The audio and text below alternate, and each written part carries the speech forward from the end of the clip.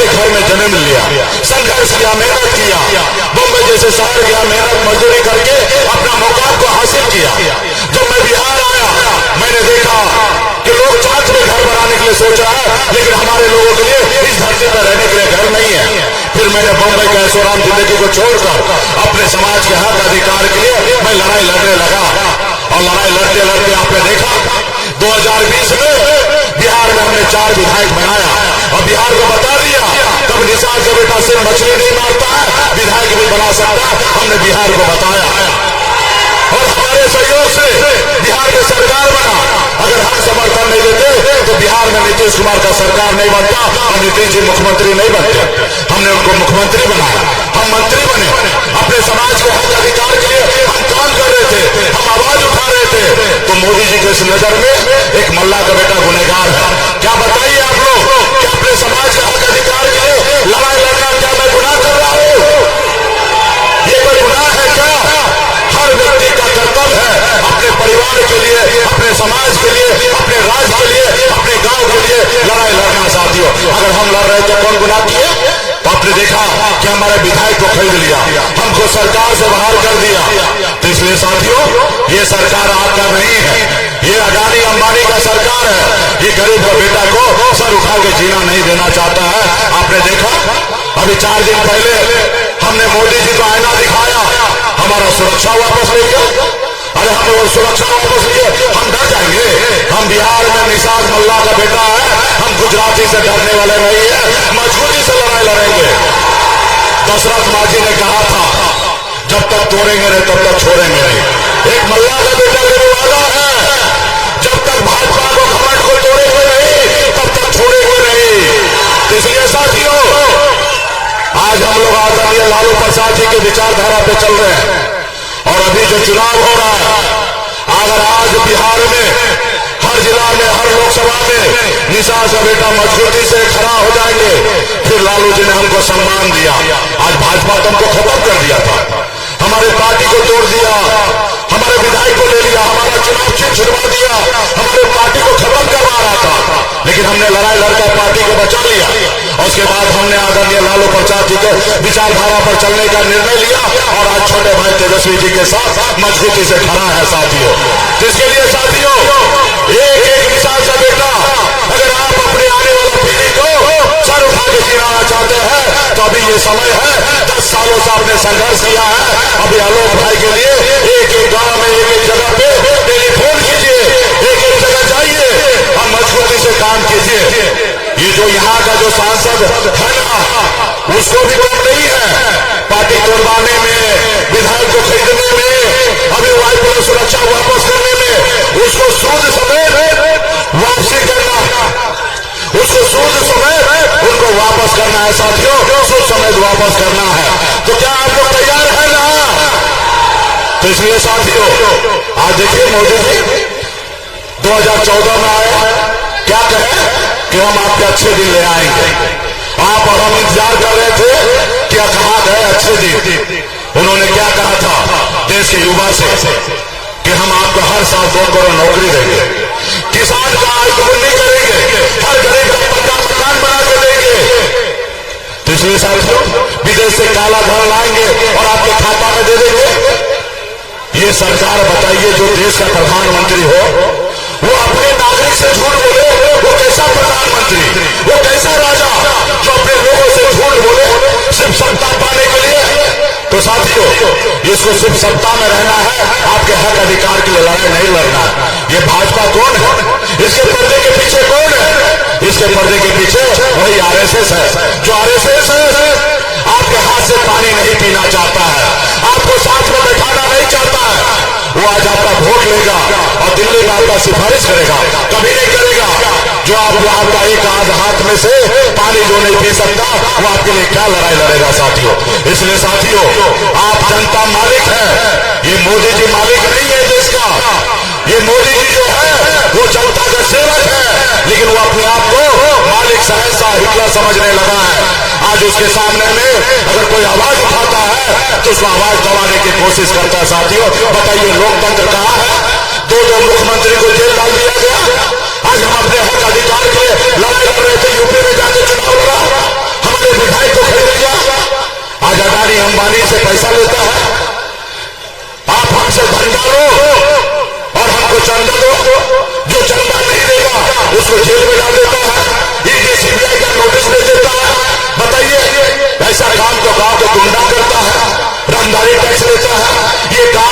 का प्रधानमंत्री करने लगे तो ये सही है क्या? अब बताइए 16,000 करोड़ रुपया 16,000 करोड़ रुपया चंदा से वसूली किया। मैं धन्यवाद देता हूं सुप्रीम कोर्ट के कि उन्होंने उजागर किया और देश के सामने बता दिया कि मोदी जी के चेहरे पे कितना कालिक है। उन्होंने देश को जनता को बता दिया कि उन्होंने 16,000 करोड़ रुपया कैसे लिया। मोदी जी कहते हैं, उनके भाजपा के नेता कहते हैं हम सनातन हैं, हम गौ माता के रक्षक हैं।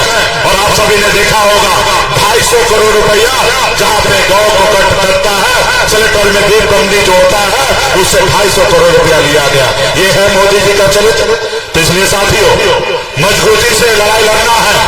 बाबा साहब भीमराव अम्बेडकर ने आपको बताया कि अब राजा का बेटा राजा नहीं बनेगा, राजा वही बनेगा जिसके पास वोट होगा। अब वोट आपके पास है, आपके ऊपर में वो ताकत है कि आप देश के प्रधानमंत्री को बदल सकते हैं और राज्य के मुख्यमंत्री को बदल सकते हैं। तो इसलिए साथियों बाबा साहब भीमराव अम्बेडकर ने सोच समझ के नेता के लिए 5 साल समय दिया है। सरकारी नौकरी में जाइएगा तो 60 साल के लिए आपको नौकरी फिक्स होगा, लेकिन अगर वहीं पे नेता बनने के लिए आइएगा तो सिर्फ 5 साल इसलिए क्योंकि उन्हें बाबा साहब को पता था कि आने वाला समय में नेता झूठ बोल सकता है।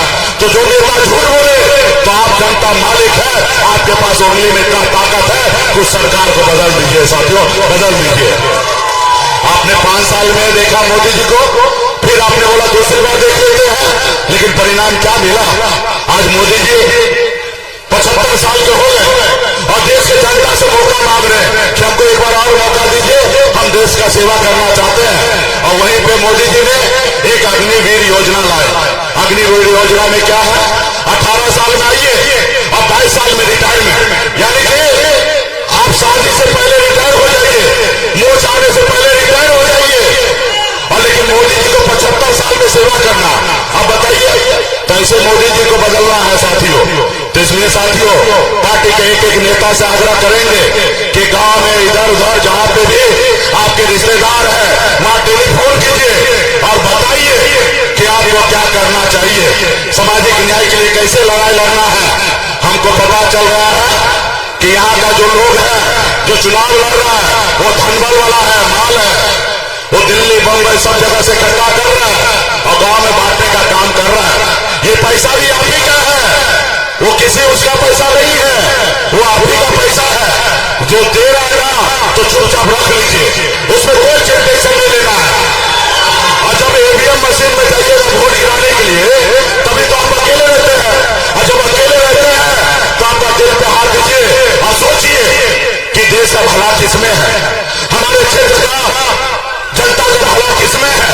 मोदी जी ने 10 साल में क्या किया, अच्छा किया कि बुरा किया, और ये सब सोचकर ईमानदारी से आंख बंद करके शांति से सोचिएगा तो आपका एक ही नजर आएगा, इंडिया गठबंधन। भाई आलोक जी नजर आएंगे और आलोक जी को जब चुनाव जिताइएगा, हमारे आलोक भाई अनुभवी नेता है और आपके क्षेत्र में घूम घूम कर काम करने वाले लोग हैं, और इनको जिताइएगा तो आपका आवाज को बुलंद करेंगे दिल्ली में, और वहां पे आपका हर समस्या को दूर करेंगे। और यहाँ पे आप लोग हम लोग जीतेंगे तो अगला बिहार में सरकार बनाएंगे, और जब सरकार बनाएंगे तो मजबूती से बिहार में जो तेजस्वी जी ने 5 लाख युवा को नौकरी दिए उसी तरीके से आने वाला समय में भी नौकरी मिलते रहेगा और हमारा बिहार के लोग आगे बढ़ेगा। ये भाजपा वाला काम चलाक नहीं है। 17 साल से नीतीश जी थे तो नौकरी मिल रहा था, नहीं मिल रहा था। जैसे तेजस्वी जी साथ आए नौकरी मिलना चालू हुआ, और जब नौकरी मिलना चालू हुआ तो भाजपा षड्यंत्र के साथ रचकर और नीतीश जी को वापस ले लिया ताकि नौकरी मिलना बंद हो जाए और बिहार से युवा जो है उनके गुजरात में जाके मजदूरी करे। साथियों अब बिहार को ऐसा प्रदेश बनाना है कि बिहार का कोई भी बेटा गुजरात में नहीं जाएगा काम करने के लिए, बिहार में काम मिले, इसके लिए हम लोग लड़ाई लड़ेंगे साथियों। अभी आप सबको मालूम है मेरी उम्र 40-42 साल है, तेजस्वी जी का 35-34 साल है। हम लोगों को 35-40 साल सेवा करना है, 35-40 साल राज्य में काम करना है, और हम लोगों का एक ही सोच होगा कि अब जो हम लोगों को राज्य इतना पिछड़ा है इसको कैसे हम बिहार को आगे करें और देश की और दुनिया में हम बिहार का नाम कैसे रोशन करें, इसके लिए हम लोग काम करेंगे। तो इसलिए तमाम हमारे जितने भी नेतागण हैं एक एक साथी से कहूंगा कि अगल बगल में जहां पे भी है अपने मजबूती से काम करने का काम कीजिएगा। और हमारे राष्ट्रीय जनता दल का उम्मीदवार संयुक्त उम्मीदवार है हमारे आलोक भाई का चुनाव चिन्ह लालटेन है। कितना नंबर क्रमांक पे है? 1 नंबर पे है, तो 1 ही नंबर पे रहना चाहिए। देख लीजिए, कहीं ना कहीं सिर्फ आलोक भाई नहीं लड़ रहा है, सनत मल्ला भी लड़ रहा है। यहाँ पे इनकी जीत मतलब मुकेश अली का जीत और इनकी हार तो मेरी हार। और जब हारेंगे तो सर झुकाएंगे। आप सनत मल्ला को सर ऊंचा देखना चाहते हैं या झुकना देखना चाहते हैं? अगर सर ऊंचा देखना चाहते हैं तो एक एक वोट को एक एक गांव में जाकर, एक एक टोला में जाकर, एक एक बूथ पर जाकर मजबूती से भाई आलोक जी के लिए काम करने का काम कीजिएगा साथियों। और हम लोग तो पूरे बिहार में गंगा जल से मई कर दिए हैं। एक एक निषाद का बेटा लाखों रुपया कोई दे देगा तो उसका परवाह नहीं है। सिर्फ वोट अगर गिराएंगे तो सिर्फ इंडिया गठबंधन का जहां हमारा प्रत्याशी है वहीं पे गिराने का काम कीजिएगा। तो बहुत बहुत धन्यवाद। टाइम है, किसी को बोलना है? अच्छा चलिए, तो चलिए ठीक है, सब बोलो। चलिए बहुत बहुत धन्यवाद। और आने वाला समय में कल भी कार्यक्रम होगा, अभी भी कार्यक्रम है। अब मजबूती से आप लोग लगे। बहुत बहुत धन्यवाद।